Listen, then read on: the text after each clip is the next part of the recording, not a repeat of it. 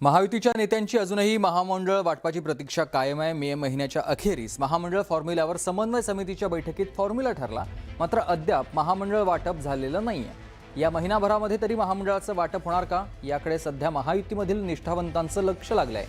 भाजप 48%, शिवसेना 29% आणि राष्ट्रवादी काँग्रेसला 20% असं सूत्र निश्चित करण्यात आलेलं आहे।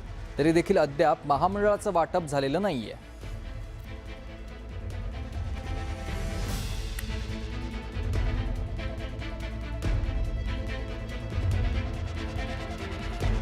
तर महायुतीच्या नेत्यांची अजूनही महामंडळ वाटपाची प्रतीक्षा कायम आहे। मे महिन्याच्या अखेरीस महामंडळ फॉर्म्युल्यावर समन्वय समितीच्या बैठकीमध्ये फॉर्म्युला ठरला आहे, मात्र अद्यापही महामंडळ वाटप मात्र झालेलं नाहीये।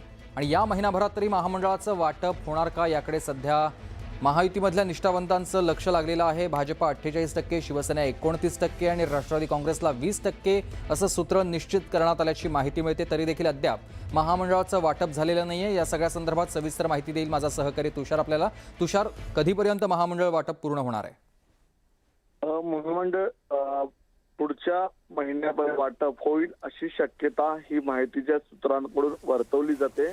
कारण की महायुतीमधलं जे महामंडळाचं वाटप आहे त्या संदर्भातली अंतिम बैठक ही मे महिन्यामध्ये झाली होती आणि त्यानंतर आपल्याला असं सांगितलं जात होतं सर्व निष्ठावान कार्यकर्त्यांना पावसाळी अधिवेशनानंतर महामंडळाचं वाटप होईल। आता पावसाळी अधिवेशन संपलेलं आहे। मुख्यमंत्री देवेंद्र फडणवीस यांच्या नेतृत्वामध्ये उपमुख्यमंत्री एकनाथ शिंदे आणि सुनेत्रा पवार यांची बैठक होईल आणि बैठकीनंतर जो फॉर्म्युला ठरलेला आहे प्रामुख्याने 48, 29 आणि 20 या फॉर्म्युल्यानुसार आपल्याला महामंडळाचं वाटप होताना पाहायला मिळेल।